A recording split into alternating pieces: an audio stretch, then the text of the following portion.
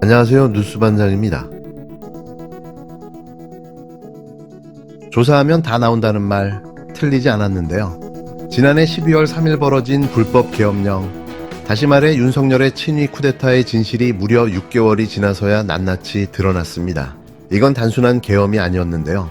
헌정을 파괴한 내란입니다. 그것도 윤석열 혼자 저지른 범죄가 아니었는데요. 국무위원과 국힘당 현직 의원, 극우 유튜버까지 총동원된 정권 차원의 내란 범죄였습니다. 지난해 12월 3일 윤석열은 계엄령을 선포했는데요. 그 직후 대통령 경호처가 관리하는 비화폰으로 전화한 인물들이 공개되며 충격을 줬습니다. 먼저 그날 밤 11시 22분 윤석열은 추경호 당시 국힘당 원내대표에게 전화를 걸었는데요. 통화는 약 1분간 진행됐습니다. 불과 10분 뒤 추경호는 국힘당 의원총회 장소를 여의도 당사에서 국회 예결위 회의실로 변경했는데요. 이는 국회 출입이 일부 가능해진 직후였습니다.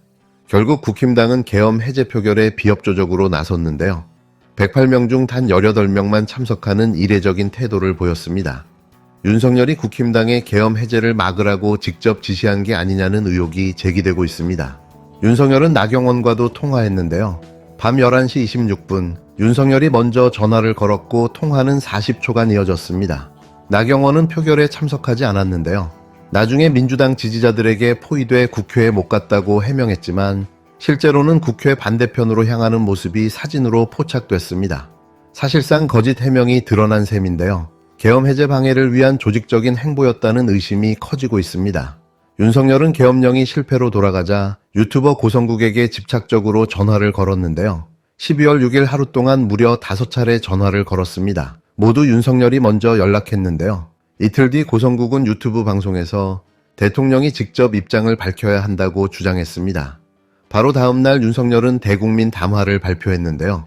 고성국 방송 내용과 워딩까지 똑같았습니다. 소수 병력 투입이 왜 폭동이냐는 말까지 그대로였는데요. 대통령이 유튜버의 지시에 따라 움직였다는 뜻입니다. 국정 운영이 아니라 유튜브 컨설팅을 받은 셈인데요. 고성국은 대선 패배 후 줄곧 부정선거 음모론을 주장하던 인물입니다. 윤석열은 계엄령 선포 약 2주 전인 11월 21일에도 고성국과 전화와 문자를 4차례나 주고받았는데요. 계엄의 배경에 극우 유튜버의 선동이 자리 잡고 있었다는 정황입니다. 내란의 공범이라고 해도 과언이 아닌데요. 이건 단순한 소통이 아니라 사실상 작전회의였습니다. 계엄 해제 당일인 12월 4일 새벽 12시 8분 윤석열은 한덕수 당시 국무총리와 약 15분간 통화했는데요. 그로부터 50분 뒤에는 최상목 전 경제부총리와도 6분 40초간 통화했습니다. 이상민 전 행안부 장관과도 2차례 통화를 주고받았는데요. 총 통화 시간은 약 7분입니다. 이 세 사람 모두 계엄 국무회의에 참석했던 인물들인데요. 윤석열과 긴밀히 공모했을 가능성이 제기되고 있습니다. 수사가 본격화된 이후에도 통화가 이어졌는데요. 12월 6일 윤석열은 한덕수와 9분, 이상민과 7분간 추가 통화를 했습니다. 수사 대상자와 증거인멸을 논의했을 가능성이 높다는 지적입니다. 특히 한덕수는 이후 대통령 권한대행이 되었는데요. 파면된 대통령과 계속 통화하며 국정에 개입한 정황은 헌정 파괴와 다름없습니다. 12월 6일 윤석열은 한상대 전 검찰총장과도 10분간 통화했는데요. 한상대는 검찰 동구회 회장이자 윤석열 석방을 위해 탄원서를 돌린 인물입니다. 법원이 윤석열의 구속을 취소하자 감사문자까지 보낸 사실도 드러났습니다. 사법 로비가 실제로 작동한 정황인데요. 내란뿐 아니라 사법방해도 있었다는 겁니다. 윤석열은 12월 9일 김문수 당시 고용노동부 장관에게도 전화를 걸었는데요. 김문수는 현재 국힘당 대선 후보입니다. 윤석열은 하종대 전 KTV 원장과도 12월 4일부터 15일까지 무려 14차례나 문자를 주고받았는데요. 하종대는 김문수 캠프의 공보특보로 활동한 인물입니다. 계엄령 이후에도 정무 라인을 통해 정권 유지 시나리오를 짠 정황이 드러나고 있습니다. 심각한 건 이뿐만이 아닌데요. 윤석열은 대통령 직무가 정지된 다음 날인 12월 15일에도 박성재 법무부 장관과 통화했습니다. 통화 시간은 1분 20초였는데요. 직무가 정지된 전직 대통령이 법무부 장관과 통화했다는 건 중대한 위법 행위입니다. 헌정이 이미 무너졌다는 방증인데요. 윤석열은 파면된 이후에도 여전히 권력의 중심에 있었습니다. 이 모든 통화 내역을 종합해보면 윤석열의 쿠데타는 단순한 폭주가 아니었는데요. 철저히 계획되고 실행된 조직적 내란이었습니다. 국무위원과 국힘당, 극우 유튜버, 검찰 인맥까지 총동원됐는데요. 정권이 총출동한 내란입니다. 이쯤 되면 진상규명은 선택이 아니라 의무입니다. 검찰은 통화 내역에 그칠 게 아니라 녹취, 문자, 회의록, 이동 동선까지 모두 수사해야 합니다. 압수수색을 전방위로 확대해야 하는데요. 윤석열은 물론 추경호, 나경원, 한덕수, 최상목, 이상민, 김문수, 고성구까지 전원 소환 조사해야 합니다. 이건 단순한 정치 논쟁이 아니라 헌법 파괴 범죄인데요. 민주공화국의 뿌리를 뒤흔든 내란 행위입니다. 이제 종합특검으로 갈 때인데요. 윤석열과 그 공범들 반드시 법의 심판대에 세워야 합니다. 하나 또 좀 이상한 게 예. 오늘 오전에 이제 보도가 나오기를 예. 그 보도가 아니죠. 황태순 씨가 그 유튜브를 하면서 얘기를 했는데 예. 그 어제 대구에서 그 유세를 했잖아요. 예. 근데 그 윤석열 전 대통령이 김문수 후보한테 전화를 걸어서 당신이 뭔데 비상계엄에 대해 사과를 하느냐. 아. 이렇게 노발대발하면서 화를 냈다. 그리고 김문수 후보에게요? 네. 어허. 그런 게 오늘 아침에 그 보도가 났어요.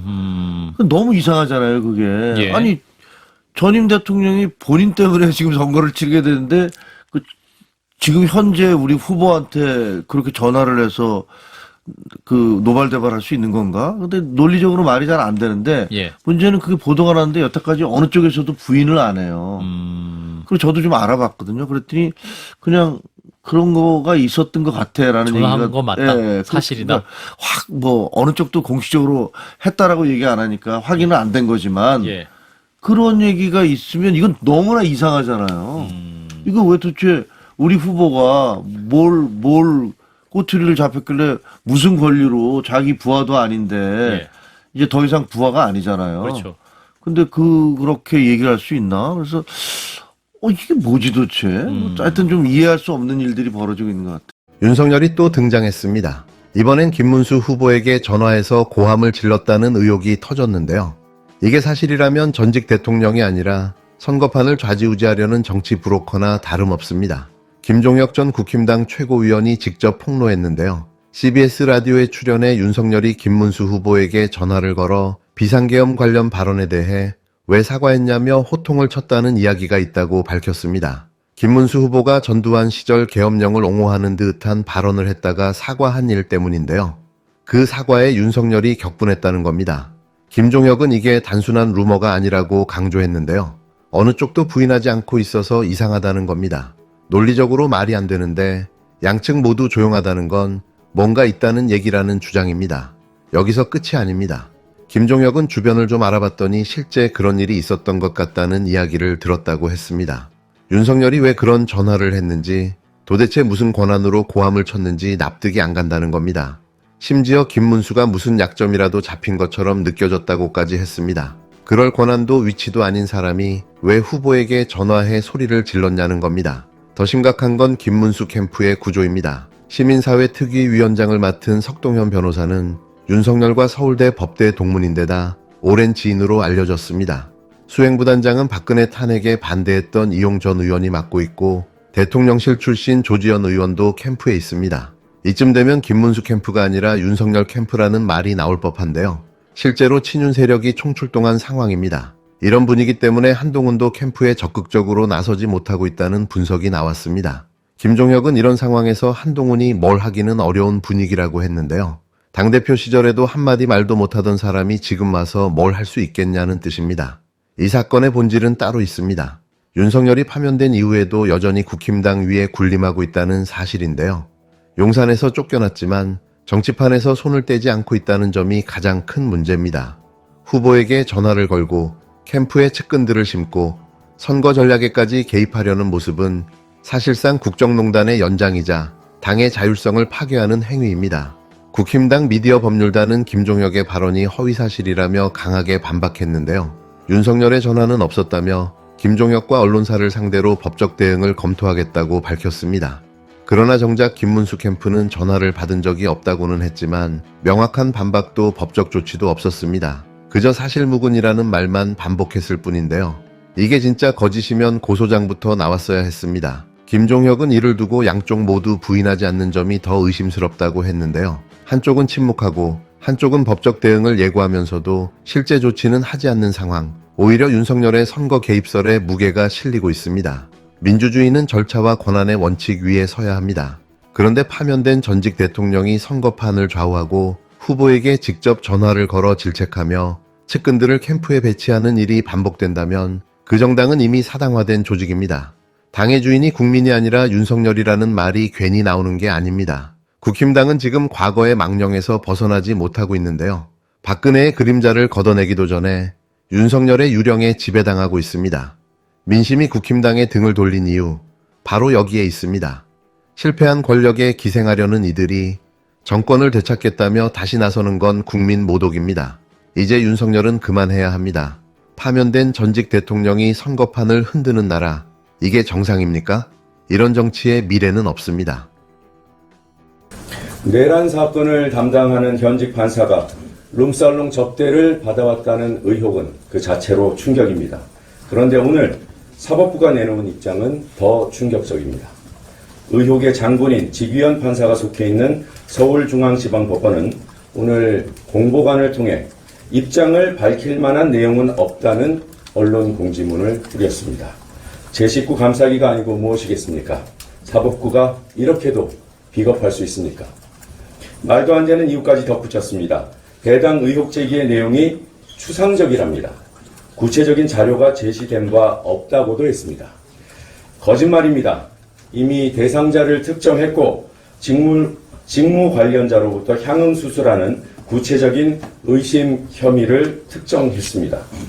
장소를 특정할 수 있게 현장 사진까지 공개했습니다. 언론은 다 취재를 했는데 사법부는 손가락도 까딱하기 싫다는 얘기입니까? 서울중앙지법은 심지어 의혹의 진위 여부가 확인되지도 않았기 때문에 입장을 못 밝힌다 이렇게 했습니다. 의혹의 진위를 가리라고 했더니 진위를 가려달라는 격입니다. 차라리 스스로 공수처에 수사를 의뢰하십시오. 사법부에는 자체감찰, 내부조사와 같은 제도가 없습니까?